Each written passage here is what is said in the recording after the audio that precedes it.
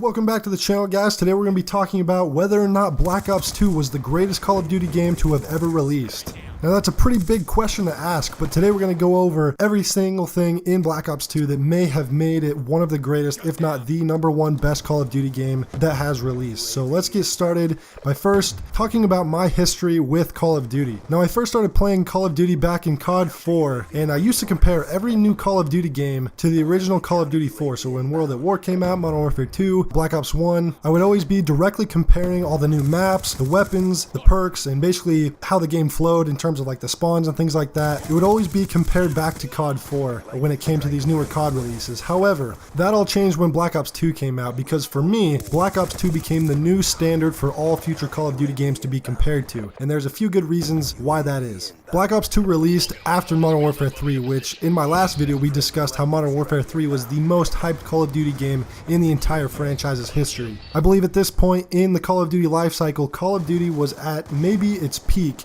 in terms of players and popularity. Treyarch already had a pretty good track record with World at War and Black Ops 1, both being very excellent Call of Duty games and well received, and I feel as though they took a lot of what made those games great and also what made the Modern Warfare series very popular and made it into a near perfect Call of Duty experience in Black Ops 2. First, I want to mention that Black Ops 2's campaign was nowhere near as good as Black Ops 1, however it was a very solid campaign, and it's still, even though it went with the futuristic setting, the fact that it went back in time to the 80s regularly during the campaign and gave you context for the story and filled in a lot of the gaps from Black Ops 1 to the futuristic setting of Black Ops 2. I thought it was a very solid campaign, one of the better ones, definitely nowhere near as good as Black Ops 1's campaign, but anyways, let's talk about the multiplayer and then zombies. One of the greatest redeeming qualities in the Call of Duty Black Ops 2 multiplayer is the fact that the score streaks were absolutely incredible. Things like the VSAT, the Hellstorm missile, the Lightning Strike, the Lodestar, the VTOL warship, and the Swarm, man, all of them, pretty much every streak in the game was usable and extremely fun to acquire. Definitely was a little bit harder to acquire these streaks due to the new score streak system that they implemented in Black Ops 2, where kill streaks were no longer just kill based, it was actually a point based system, so objectives could give you more points towards your kill streaks. They ended up making a lot of the kill streaks actually take quite a few kills, or points I should say, to acquire. Things like the dogs and the VTOL warship were something like 19 kills, I believe. Either way, I still think that the score streak system, as well as the streaks themselves, were absolutely incredible in this game. I remember initially when Black Ops 2 came out, man, the Swarm was the craziest streak out there. Someone would call in a Swarm and you would just see, in the kill feed, you would just see hundreds of names pop up because everybody died to a Swarm like crazy, until they, I think, nerfed it pretty shortly after the release, but before the nerf, the Swarm was absolutely insane. Next, we're going to talk about the weapon variety and how almost all guns were viable and actually pretty memorable in this game. Guns like the AN-94, the MSMC,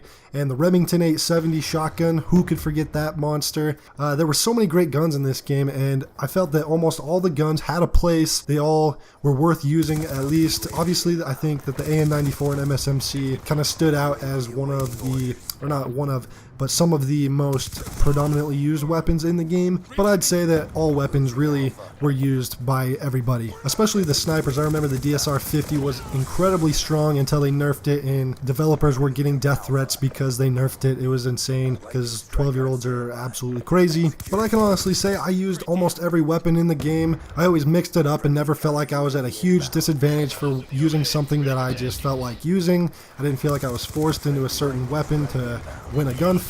I obviously, like I mentioned, there were top tier weapons. However, I still feel like I said, there were just way more viable options in this Call of Duty game than there ever had been. Next, we're going to talk about the maps. I believe Black Ops 2 has some of the greatest maps in the entire franchise's history as well. Hijack, Standoff, Slums, Raid, obviously bringing back Nuketown and Firing Range and all that crap in the DLC. I feel like Black Ops 2 had the most solid maps out of all of the Call of Duty games. I had very little complaints with most of the maps. There were only a few that I didn't really feel like playing, but for the most part, every map felt different, it felt balanced, and had a very good flow to them. Unlike, again, Call of Duty Ghosts or Modern Warfare 3, which had horrible maps, and even Black Ops 1 had a few questionable maps, even though I overall liked a lot of the maps in that game as well. Black Ops 2, the base maps as well as all the DLC maps, for the most part, were really just extremely solid, and I think I would play a Black Ops 2 remaster